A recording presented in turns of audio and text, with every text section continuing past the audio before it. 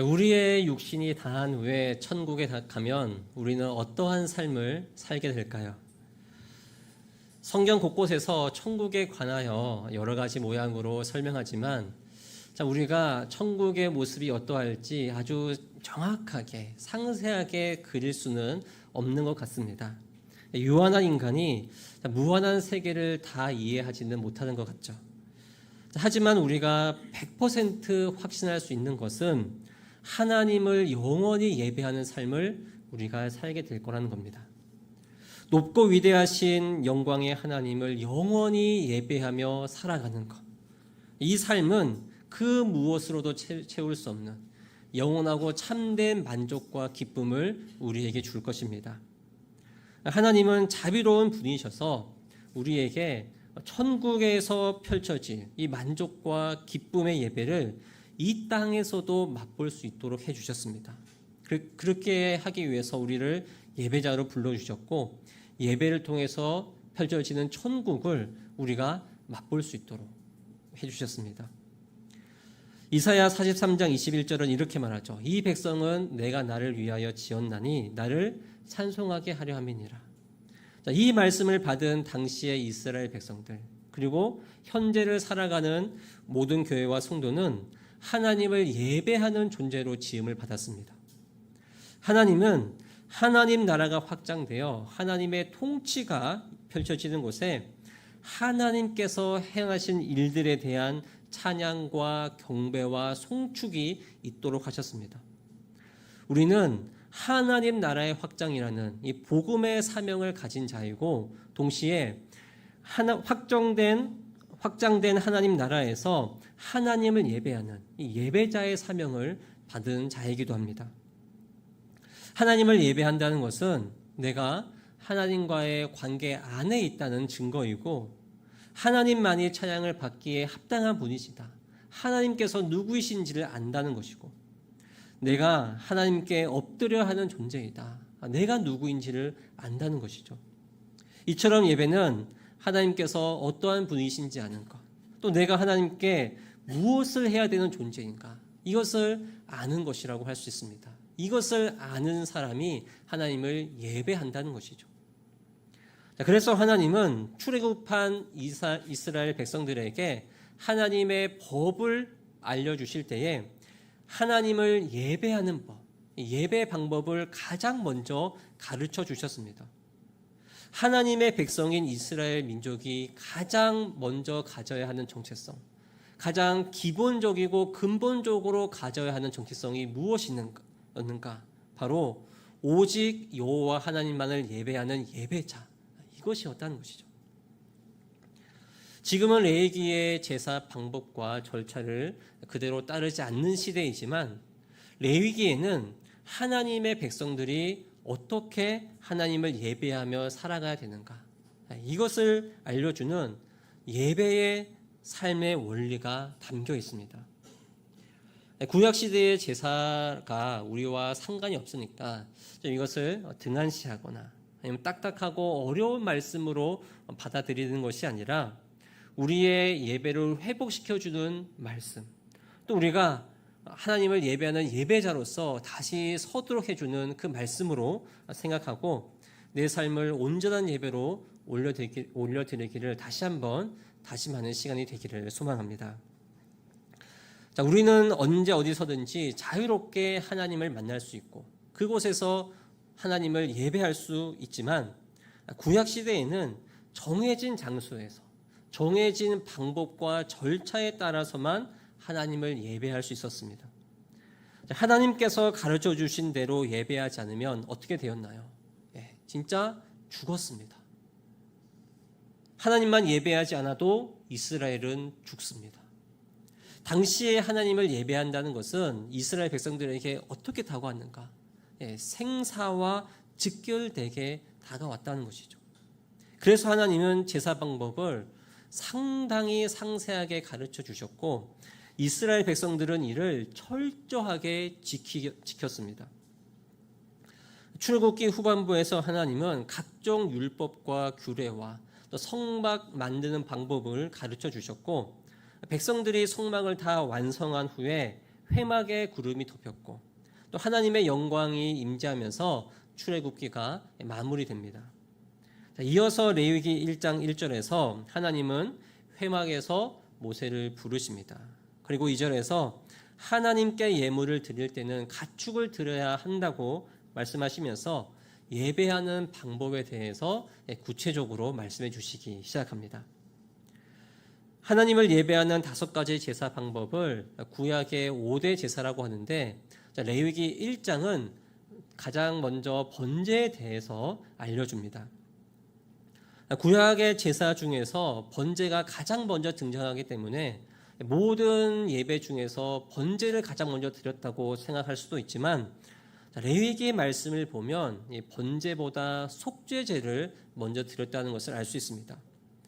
그런데 번제가 가장 먼저 등장하는 것은 그만큼 번제가 이스라엘 백성들이 가장 통상적으로 가장 일반적이고 보편적으로 드렸던 제사였기 때문입니다. 그래서 실제로 제사장들은 매일 아침과 저녁으로 하나님께 번제로 예배를 드렸습니다. 우리말로 번제라고 번역된 히브리어 원어는 올라라고 합니다. 올라는 번제단에서 제물을 태울 때 연기가 하늘로 올라가는 것을 의미합니다. 이제 연기가 올라간다고 해서 올라가 아니라 히브리어 단어 자체가 올라라는 단어입니다. 번제는 제물의 피를 쏟은 후에 제물을 불로 태워서 드리는 제사입니다. 이런 제사의 방법은 이방인들의 제사에도 있었습니다. 이방인들도 짐승을 잡아서 그 피를 흘리고 그 제물에 모두 각을 떠서 불에 태워서 신에게 제사했습니다. 그러나 이방인들이 이렇게 제사하는 이유가 무엇이었을까요? 그 목적은 신을 무섭고 두려운 존재로 생각했기 때문에 자신을 향한, 우리를 향한 그 진노와 그 신의 분노를 가라앉히는 것, 이것이 이방인들이 제사하는 목적이었습니다. 성경에서도 하나님의 진노를 누구로 드릴 때 번제를 하는 모습들이 종종 등장합니다. 가장 대표적인 예가 다윗이 인구조사의 죄를 저질렀을 때 하나님께서 이스라엘을 벌하시죠. 이때 다윗이 번제를 드립니다. 그리고 하나님은 진노를 멈추시는 그런 장면이 나오죠. 그러나 하나님께 드리는 이 번제의 궁극적인 목적은 이방인과 분명히 다릅니다. 3절과 4절을 보시면 하나님께서 백성들이 드리는 번제를 기쁘시게 받으셔야 하고, 또 7절과 13절, 또 17절을 보시면 그 번제가 향기로운 냄새가 되어야 된다고 말하고 있습니다. 하나님의 진노, 이 분노와는 전혀 다른 성격을 가지고 있죠. 하나님의 진노가 두려워서 번제를 드리는 것이 아니라 하나님께서 기쁘시게 받으시는 향기로운 냄새가 나는 예배를 드려야 했던 겁니다. 그렇다면 하나님께서 기쁘시게 받으시는 이 향기로운 냄새가 되는 예배란 어떤 예배를 가리킬까요? 종종 우리가 고기를 숯불에 구워 먹을 때가 있는데 그 맛이 참 좋습니다. 저도 상황이 허락된다면 식당에서 이제 고기 말고 다른 야외에 나가서 기회가 될 때 한 번씩 이 숯불을 구워 먹는 걸 참 좋아하는데, 이렇게 그냥 숯불로 고기를 구워 먹을 때 정말 놀라운 현상이 일어납니다. 어떤 현상이 일어날까요? 그 고기를 구울 때 연기가 누구한테 오나요? 나한테만 오죠. 그 나한테만 와가지고 되게 힘들게 고기 굽다가 도저히 안 되겠다 싶어서 자리를 바꾸면 어떻게 됩니까? 연기가 또 나를 따라옵니다. 남자 여자한테 인기가 있는 것이 아니라 연기한테 인기를 받는 그런 놀라운 일이 일어나죠. 숯불로 굽는 고기가 상당히 맛이 있고 또 그 냄새가 상당히 달콤한데 그때 발생하는 연기 냄새를 맡는 것 상당히 고통스럽습니다. 작은 불판에서 나오는 이 숯불 연기도 상당히 맡으면 괴로운데, 번제단이 상당히 크죠. 이 번제단에서 그 큰 재물을 태울 때 나오는 연기, 이 연기가 하루 종일 끊이지 않고 이어집니다. 근데 이것이 과연 향기로운 냄새라고 할 수 있는가? 하나님은 왜 이 연기를 기쁘게 받으신다는 것일까요? 자, 번제가 보여주는 예배의 본질이 있습니다. 자, 문자로만 보면 정말 하나님께서 이 연기, 이 제물만 받으시는 것 같아요. 자, 레위기에 나오는 모든 제사에서 이 제물은 상당히 중요합니다. 제물에 작은 흠이 있다면 그 제물을 하나님께 드릴 수가 없었습니다. 자, 그만큼 제물이 중요했다는 것인데, 자, 하나님도 당연히 그 제물을 중요하게 받아주셨죠. 그런데 하나님은 제물을 드리는 예배자를 더 중요하게 생각하셨습니다. 제물을 받으신 것 분명히 맞는 일이지만 하나님은 제물과 함께 예배자를 받으셨다는 겁니다. 이 사실을 명확하게 보여주는 이야기가 바로 가인과 아벨의 제사입니다. 우리가 아주 잘 알고 있는 말씀이라서 상세하게 설명은 안 드리겠지만, 하나님은 아벨과 그의 제물은 받으셨고 가인과 그의 제물은 받지 않으셨다고 말합니다. 분명히 제물을 받으셨습니다. 그런데 그 제물보다 사람을 앞세우고 있습니다. 제물도 중요하지만 그 제물을 드리는 사람 그 자체가 더 우선한다는 것이죠. 하나님께서 제사를 받지 않으셨을 때 그 이유가 무엇이라고 하나요? 자, 이스라엘은 율법을 정말 철저하게 지켰습니다. 언제나 하나님께서 가르쳐 주신 대로 율법을 지켰죠. 제사할 때도 하나님께서 가르쳐 주신 이 방법과 절차 그대로 지켰습니다. 이스라엘 백성들이 죄악에 심하게 빠져있던 그때에도, 그래서 선지자들이 회개를 촉구할 때에도 이스라엘 백성들은 이 절차와 방법을 철저하게 지키며 하나님께 제사했습니다. 하지만 선지서 곳곳에는 하나님께서 백성들이 드리는 이 예배를 가증하게 여기셔서 받지 않으셨다는 말이 자주 등장합니다.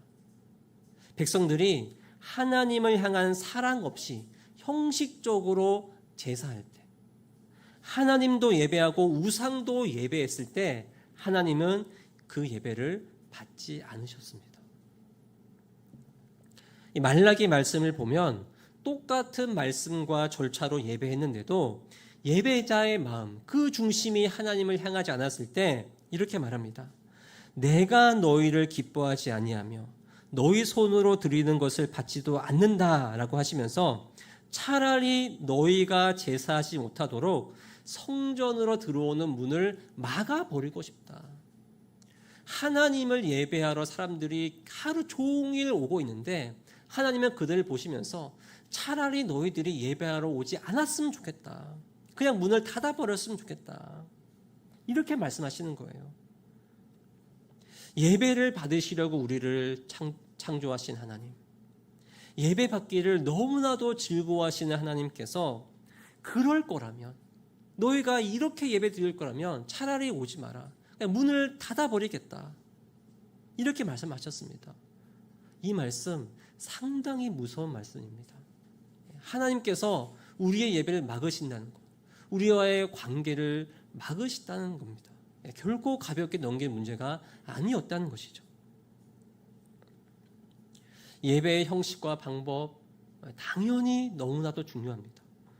중요하지 않다면 이 제사 방법을 이렇게까지 장황하게 또 상세하게 말씀하실 필요가 없습니다. 하나님은 엄격한 형식과 방법과 절차 속에서도 하나님을 사랑하는 이 예배자의 마음, 그 중심을 함께 담아서 예배하기를 원하셨던 것이죠. 3절을 보시면 번제로 손을 드리려고 한다면 흠이 없는 수컷으로 드려야 한다고 말씀합니다. 고대 사회에서는 암컷보다 수컷을 훨씬 더 가치 있는 것으로 여겼습니다. 이 제사 방법 안에, 이 수컷이라는 제물 안에 무엇이 담겨 있습니까? 하나님께 내가 가진 최고의 가치를 드려야 한다는 겁니다. 하나님께 드릴 제물에 아무 흠이 없이 온전해야 됐듯이 하나님을 예배할 때 하나님을 향한 나의 마음, 우리 모두의 마음이 온전해야 된다는 것인데, 그렇게 온전해야 된다면 어떻게 해야 되는가? 내가 가진 최고의 것, 지금 내 마음의 그 모든 것, 내 전심을 다한 것, 이것을 하나님께 올려드려야 한다는 것이죠. 때론 우리가 이런 생각이 들 때가 있습니다. 오늘 예배 드릴 때 참 내가 은혜를 좀 많이 받지 못한 것 같다. 혹은 말씀이 깊이 와닿지는 않는 것 같다. 이럴 때가 있을 수가 있죠. 근데 우리의 입장으로는 이렇게 생각할 수 있지만, 하나님을 향한 예배자의 마음이 하나님 앞에 온전하지 않아서 하나님께서 기쁘게 받으시는 그런 향기로운 예배를 우리가 올려드리지 못했는데, 우리는 어떤 생각을 한다는 겁니까? 내가 은혜 받지 못했다. 내가 감동을 받지 못했다. 내가 말씀이 막 크게 와닿지 않았다. 우리는 그렇게 생각한다는 것이죠. 이 마음이 든다는 것 자체가 우리가 최고의 가치를, 또 우리가 온 전심을 하나님께 올려드리지 못한다는 의미입니다. 하나님을 향한 예배는 내가 가진 최고의 가치, 내가 가진 모든 것을 전심으로 올려드리는 예배가 되어야 합니다. 먼저 나라는 존재가 하나님께서 기쁘시게 받을 만한 그런 향기로운 제물이 되어야 한다는 것이죠. 이 예배의 자리에 앉아 있다고 해서, 그리고 오늘 예배가 상당히 뜨겁다고 해서, 그럼 나도 덩달아서 나의 예배도 하나님께서 받으시는 그런 예배가 되는 것이 아닙니다. 모든 예배에 다 빠지지 않고 참석한다고 해서 내가 하나님께 내 삶을 온전히 다 예배로 드리는 것도 아니에요. 우리가 하나님께 더 집중할 수 있도록 예배의 형식과 방법을 고민하고 그것들을 우리의 예배에 적용하는 것, 저는 이것이 상당히 중요하다고 생각합니다. 요즘 교회들을 보면 예배 분위기가 자연스럽게 흘러가도록, 정말 물 흐르듯이 흘러가도록 얼마나 예배의 순서와 진행을 신경 쓰는지 모릅니다.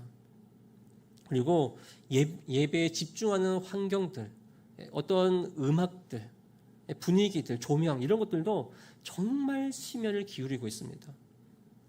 인간에게는 연약함이 있으니까 그 연약함을 상쇄할 만한 그런 환경들을 조성해서 어떻게 해서든지 예배를 잘 드릴 수 있도록 한다는 것이죠. 하지만 그렇다고 해서 정말 이 세상에서 예배에 집중할 수 있는 최적의 환경을 만들어 준다고 해서 그 예배가 하나님께서 기쁘시게 받으시는 예배인가? 아니라는 겁니다. 예배하기 좋은 최고의 환경을 가진 예배당에서 수많은 성도가 함께 모여서 정말 웅장한 예배를 드린다 하더라도 예배자의 중심이 하나님을 향해 있지 않으면, 그 마음과 생각이 오직 하나님께만 바라보지 않는다면 그 예배는 하나님께서 기뻐하시는 향기로운 예배가 될 수 없다는 겁니다. 예배자의 마음과 중심을 바꾸어야 됩니다. 이 마음과 중심, 나를 바꾸지 않고서 눈에 보이는 예배의 환경만 바꾼다는 것은 예배당에 앉아서 예배를 관람하겠다는 겁니다. 관람하기 최적의 환경을 만드는 것이지 예배하기 좋은 환경을 만드는 게 아니라는 거예요. 미가 선지자가 이렇게 말했습니다. 내가 무엇을 가지고 하나님께 나아가서 예배해야 될까? 1000마리의 양, 10,000개의 강줄기를 채울 정도의 그런 기름, 아니면 1년 된 최고급 송아지를 번제로 드리면 하나님께서 정말로 기뻐하실까? 아니다. 하나님은 의를 행하고 인자를 사랑하고 하나님과 겸손히 행하는 그런 예배를 우리에게 요구하신다. 하나님은 내가 어떠한 마음으로 이 자리에 앉아 있는지, 그리고 내 중심이 어떻게 하나님을 예배하는지, 정말 내가 하나님께 집중하며 하나님만 바라보고 있는지 지금도 우리의 마음을 살피고 계십니다. 음악이 화려해도 그 음악에 하나님을 향한 마음과 중심이 없다면 어떤 음악이 됩니까? 그냥 우리의 귀를 즐겁게 해주는 음악이 될 뿐입니다. 그리고 예배당에 나가면 다시 부르지 않는 음악이 될 뿐이에요. 다른 사람이 보기에 은혜롭고 열정적인 모습으로 예배했더라도 그 중심이 하나님께 있지 않으면, 그 마음에 하나님을 예배하는 삶을 살겠다는 그 마음이 있지 않으면 그 화려한 예배 뒤에 오히려 허무함과 공허함이 더 물밀듯이 올라오기 마련입니다. 그래서 하나님은 이 자리에서 드리는 이 예배만 우리의 마음을 살피시는 것이 아니라 내 삶을 온전한 예배로 드리고 있는지 우리의 매일의 삶에서 우리의 마음과 중심을 살피시는 분이십니다. 미가 선지자의 고백처럼 내 삶으로 하나님의 의를 행하고 있는지, 겸손히 살아가는 그 모습으로 하나님을 예배하고 있는지, 내 삶을 정말 온전한 예배로 하나님께 다 드리면서 하나님을 위한 삶을 살고 있는지 우리가 우리 자신을 살펴봐야 한다는 것이죠. 6일 동안 우리가 세상에서 열심히 살았습니다. 하나님께서 우리에게 주신 직업과 우리 사명대로 열심히 살았습니다. 그런데 그렇게 하고 나서 오늘은 내가 경건하게 예배를 드려야지. 이렇게 한다고 해서 우리의 삶이 그 자체로 기쁘시게 받으시는 예배가 되는 게 아닙니다. 내 마음과 중심이 언제나 하나님을 향해야 한다는 것이죠. 내가 가진 최고의 가치, 이 가치를 당연히 이 시간에 쏟아붓는 것과 마찬가지로 우리의 일주일의 삶, 매일의 삶 가운데서 내 최고의 것, 내 모든 마음을 다한 이 마음을 주님께 올려드려야 한다는 겁니다. 저의 솔직한 마음은 제가 이런 말씀을 드리는데도 참 이 예배라는 것이 참 어렵습니다. 제가 20대 초반에 하나님을 예배하면서 하나님을 인격적으로 만났는데 그때 참 많이 다짐했던 것 같아요. 예배할 때마다 나의 삶을 예배로 드리겠습니다. 내 삶에서 항상 예배하며 살아가겠습니다. 참 이것을 정말 많이 다짐했었고, 또 제가 그때 참 소원했던 것이 하나님, 제가 죽는 순간에 만약에 시간을 허락해 주시고 또 에너지를 허락해 주신다면 제가 하나님을 예배하면서 죽고 싶습니다.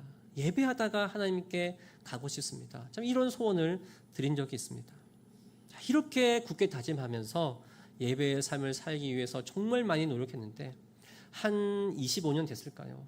그런 시간이 지나도 예배의 삶의 예배를 온전히 드리는 게 너무나도 어렵습니다. 정말 어렵습니다. 이 깊은 고민 속에서 저에게 해결책을 주는 것은 가장 기본적으로는 성령의 인도하심을 받는 거죠. 내가 성령의 충만함으로 살아가는 것. 예배하는 삶에서 가장 중요합니다. 그리고 이 마음속에 구하는 것은 하나님을 예배하는 이 예배자의 마음이 가난해야 된다는 거예요.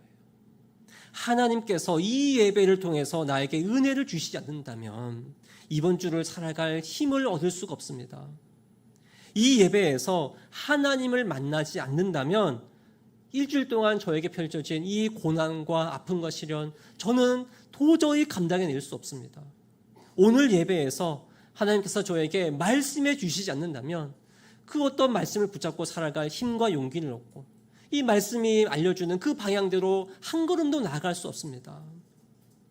이런 가난한 마음으로 우리가 예배해야 된다는 겁니다. 하나님은 가난한 자에게 부요함을 채워주시는 분이십니다. 가난해야지 부어주시죠. 마음이 가난해서 하나님을 구하는 예배자들에게 물밀듯한 은혜를 주십니다. 나의 가난한 심령에 주님께서 찾아오셔야지 내 삶의 이유와 목적이 생겨서 정말 예배하면서 기쁜 삶, 하나님께 영광이 되는 삶을 살아갈 수가 있는 겁니다. 제가 우리 민들의 교회를 보면서 참 감사한 것은 그래도 우리가 예배하는데 참 열정이 있다는 거예요. 모든 교회가 그런 것은 아니지만 다른 교회에 가면 제 말씀 전에 일어서서 찬양을 하는 경우가 많지는 않습니다.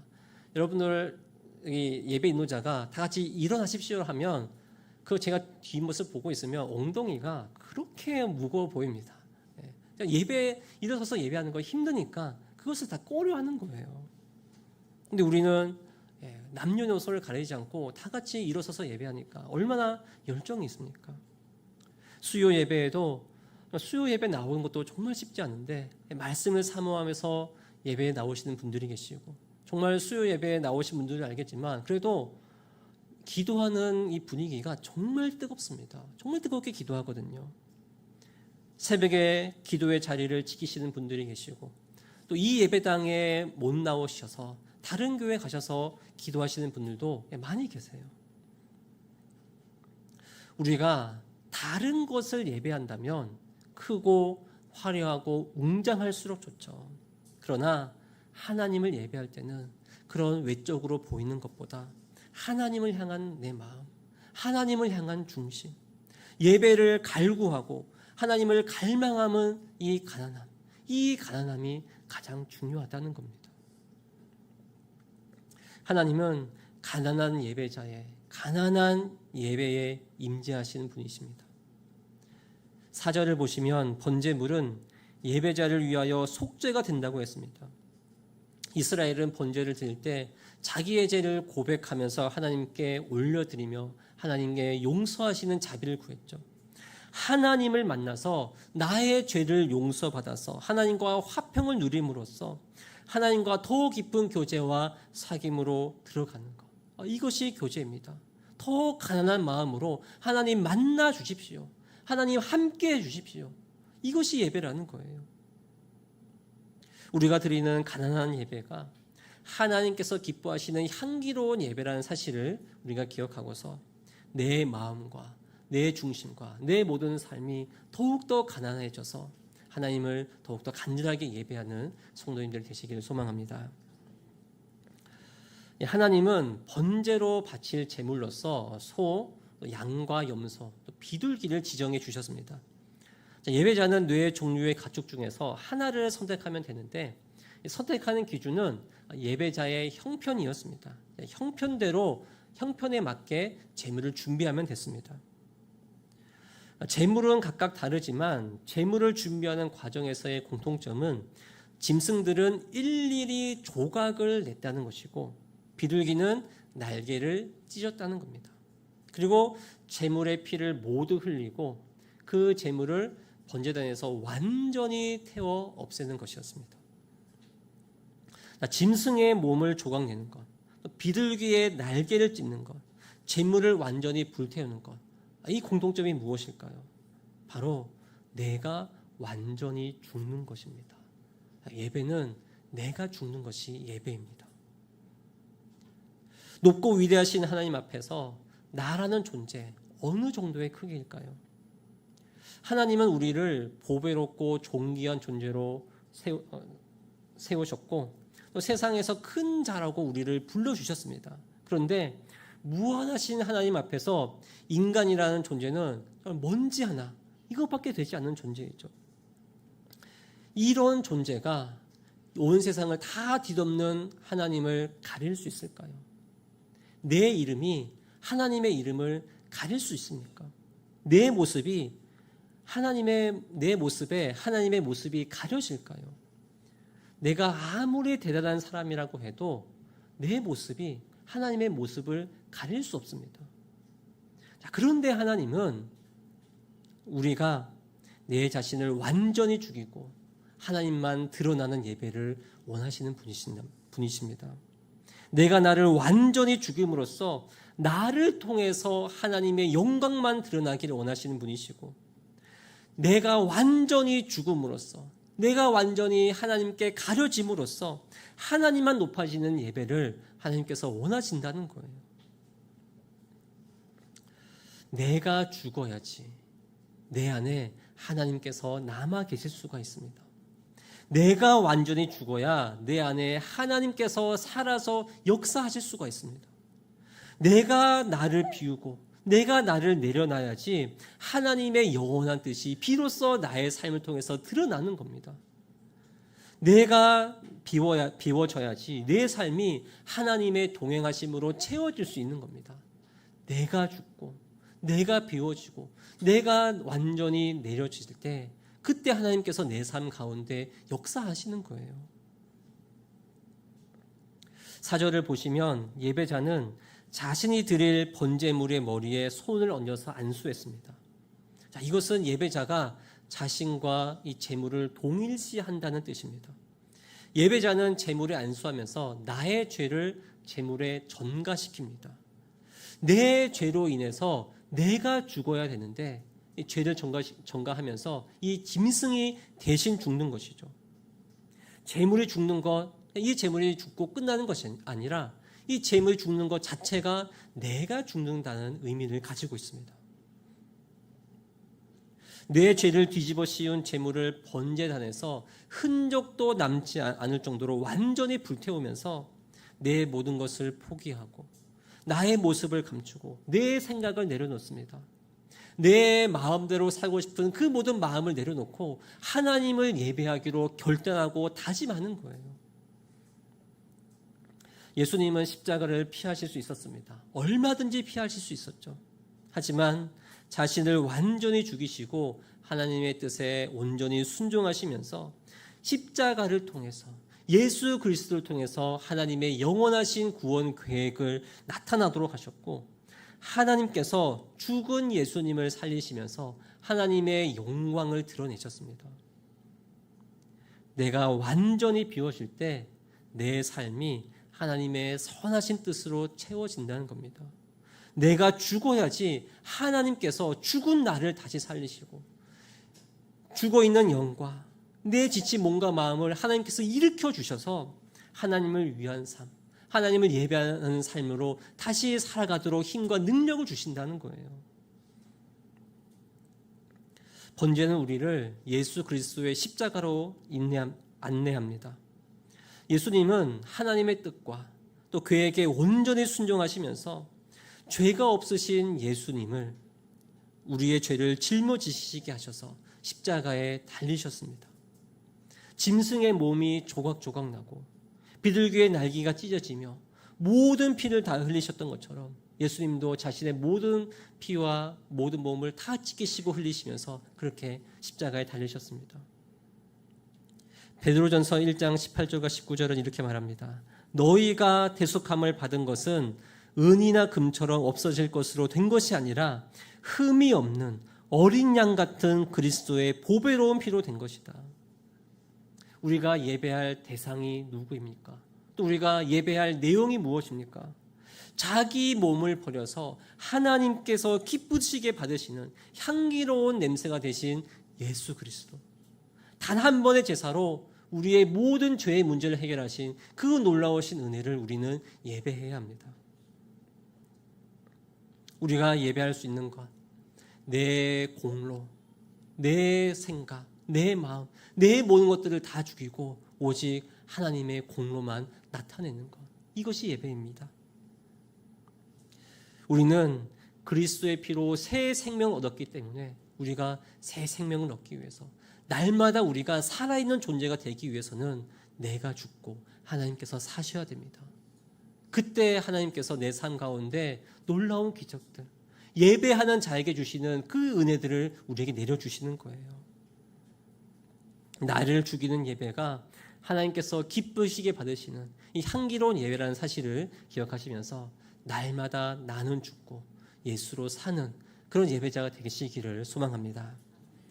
이 말씀을 맺도록 하겠습니다. 우리 번제를 통해서 우리에게 주시는 이 말씀들, 나의 최고의 가치를 하나님께 올려드리는 것, 나의 모든 마음과 힘과 정성과 모든 것을 하나님께 쏟아내는 그런 예배를 드리는 것, 그리고 무엇보다 그 예배를 드리기 위해서 가난한 마음으로, 이 가난한 심정으로 성령을 구하면서 하나님을 예배하는 것이 필요합니다. 우리는 나를 완전히 죽이는 예배를 드려야 됩니다. 우리 예배 가운데 오직 예수만 나타나고 또 그리스도만 나타나는 예배, 나로 죽고 예수께서 행하신 놀라운 기적만 나타나는 그런 예배를 드리는 우리 모든 성도님들 되시기를 주님의 이름으로 간절히 축복합니다.